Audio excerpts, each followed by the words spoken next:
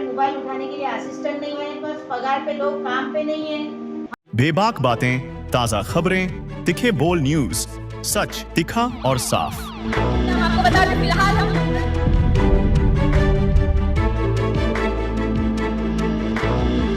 Ashwin madam, क्या कहना चाहोगे? जैसे कि नगर सेवक चुनाव आ चुका है, कैंडिडेट की तैयारियां में लग चुके हैं, कई पार्टियों में भागदौड़ मच चुकी है। उसी सारी चीज़ों को देखते हुए ये जो इलेक्शन है, ये जो नगर सेवक इलेक्शन है, जो जैसा कि 2017 में नगर सेवक इलेक्शन हुआ था, उसके बाद में अब 2025 में नगर सेवक इलेक्शन होने वाला है। 26 में क्या तैयारी है, क्या तैयारी चल रही है आपकी? अस्सलाम वालेकुम, नमस्ते।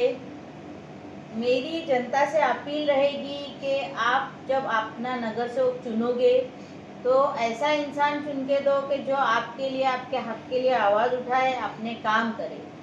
एक मौका आपने दूसरों को दिया, एक मौका आप टीम नजीब मुल्ला को दीजिए, क्योंकि लोगों का ये कहना है कि हम सत्ता में हैं, तो सत्ता में है तो सत्ता में हमको ताकत भी दो।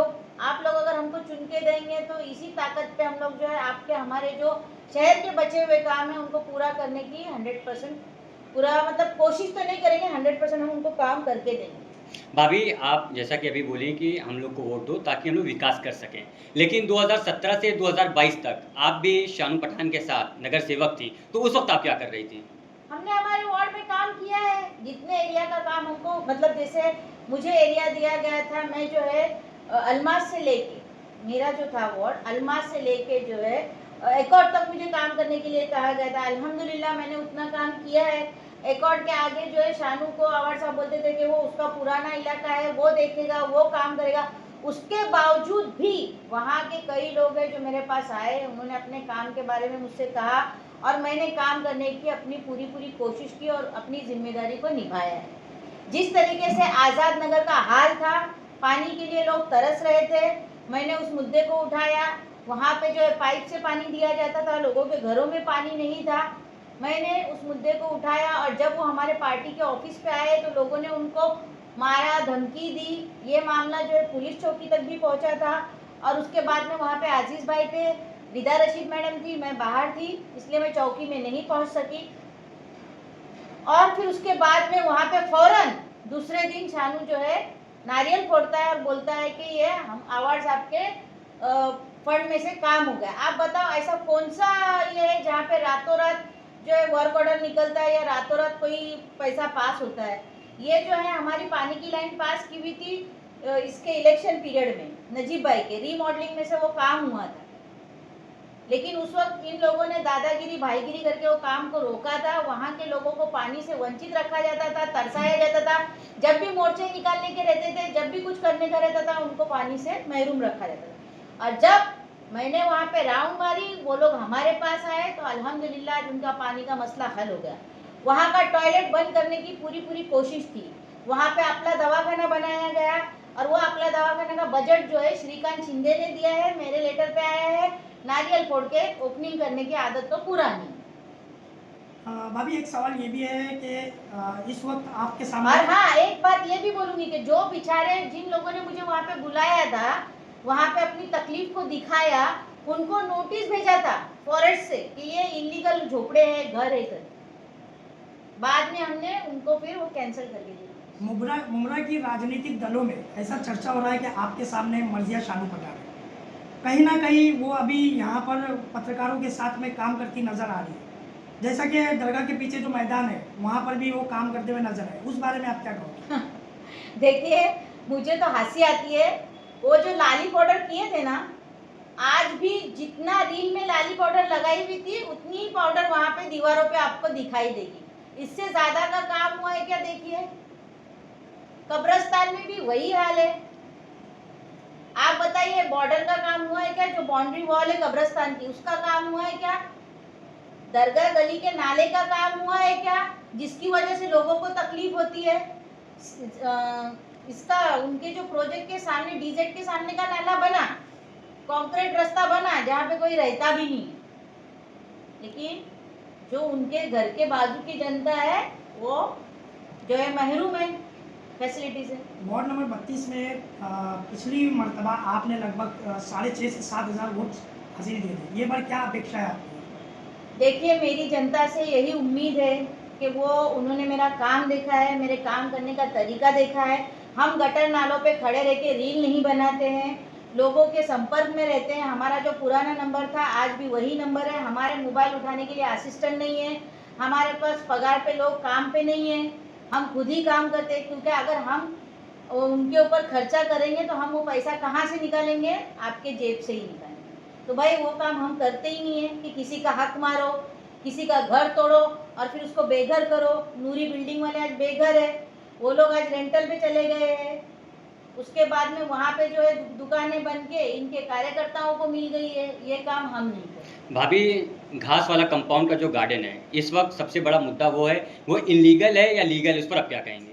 देखिए, मैं हमेशा से चिल्ला के कहती थी, मैं उसकी ओपनिंग में भी नहीं थी, वो इलीगल है। मेरा गुस्सा ही यही था। मैंने जब पार्टी छोड़ा उस वक्त भी मैंने बाइट में कहा था कि मेरा जब लीगली वर्क ऑर्डर महासभा का मेरे पास ठराव था कि ये मैदान बनाया जाए, उसके बावजूद भी मुझे वहाँ से हटाकर उसको इलीगल तरीके से बनाने की इनकी ऐसी क्या चाहती पता नहीं है।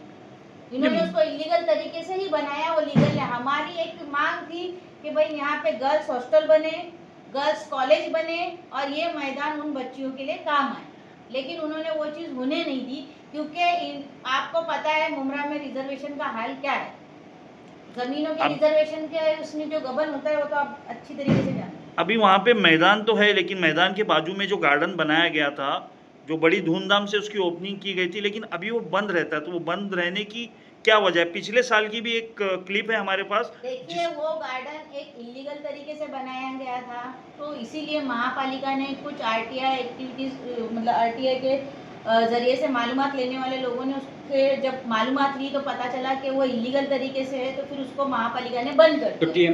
वो तो गार्डन की सूची में, भाभी वो गार्डन की सूची में नहीं है, जिन 18 गार्डनों की तो मैं वही लिस्ट है कह हमारे रही हूँ पास। भाई, मैंने देखिए एक छोटा सा गार्डन दिया, बंधु मियां राउत गार्डन। जी, आज अल्हम्दुलिल्लाह वो एक गार्डन के इसमें उसका नाम आता है। हाँ और जब इसका ठहराव हो गया था, महासभा में हमको मंजूरी मिल गई थी, तो लीगल तरीके से बनाने में इनको तकलीफ क्या थी? भाभी, ऐसा है, इनकी सोच रहती है आज जैसे भरनी करो, आज कचरे का जैसे डंपिंग ग्राउंड के लिए जगह दी गई है, आज उसको फॉरेस्ट लगा हुआ है, आज कचरे की डंपिंग होंगी, कल वहाँ पे इमारत तैयार होगी।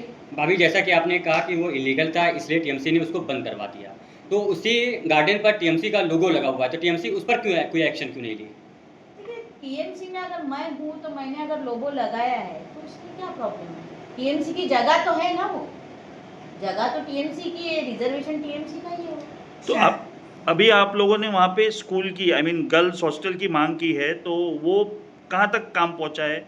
उसमें क्या आ गया आपको? देखिए, कैसा है कि हमने जो है सिर्फ वहीं पर ही नहीं, तो हमारे पास एमएम वैली में जो स्कूल अभी सेकेंडरी स्कूल है, जिसकी अभी झोपड़े जैसे ही मैं कहूँगी, एकदम हम पुराने कई साल पुराने जैसा मुमरा शहर होने के बावजूद भी एक देहात के जैसा हमारी स्कूल चल रही थी। आज उसके लिए हमने अच्छा खासा बजट लाया है और एक बड़ी इमारत वहाँ पे बनने वाली है, जिसमें 8वीं 9वीं 10वीं चलेगी।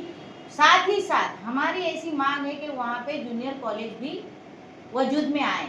उसी तरीके से जब वो वजूद में आएगा तो उसके साथ में यहाँ पे भी गर्ल्स के लिए कॉलेज अच्छा बने। भाभी, शहर में सबसे बड़ा मुद्दा कचरे का होता है।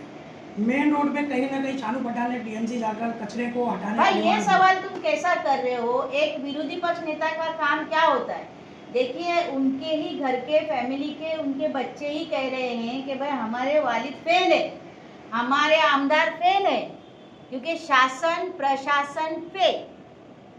शासन में जब कोई हम जो है शासन में हमारा एक उम्मीदवार चुन के वहाँ पे भेजते, मतदार जो है हम लोग जो वोटर है, हम जो है वोट देकर एक उम्मीदवार वहाँ पे भेज देते। जैसे आमदारकी के हमने एक उम्मीदवार को अवार्ड सबको वहाँ पे भेजा शासन में, तो उनका काम है शहर के लिए चीज़ें लाना। दूसरी बात, प्रशासन में लोगों ने वोट दे के शानू पठान को चुन के दिया, शानू पठान को नगर सेवक बना के चुन के दिया वोट देकर। फिर नगर सेवकों ने मुमरा के अपने वोट दे के उनको विरोधी पक्ष नेता बनाया, ये सोचकर कि ये हमारे मुमरा शहर का भला करेंगे, लेकिन उन्होंने अपने प्रोजेक्ट का ही भला किया। पानी का एमएलडी बढ़ा क्या? नहीं बढ़ा। कचरे के लिए डंपिंग हमको मिली क्या? नहीं मिली। जबकि सदरू सेठ की जगह पर 12 करोड़ रुपया खर्चा करके टीएमसी ने रिसाइकल कचरे का वहाँ पे प्रोजेक्ट लाया था। आज उसका क्या हुआ, इन्होंने देखे क्या? नहीं देखे। हॉस्पिटल आया, प्राइवेट करा दिए। ग्राउंड हमने ढूंढ के निकाला, मैदान जो है बच्चों के खेल का, उसको इन्होंने प्राइवेट कर दिए। तो ये काम देखिए आप। आने वाले चुनाव को लेकर जनता को क्या अपील करोगे?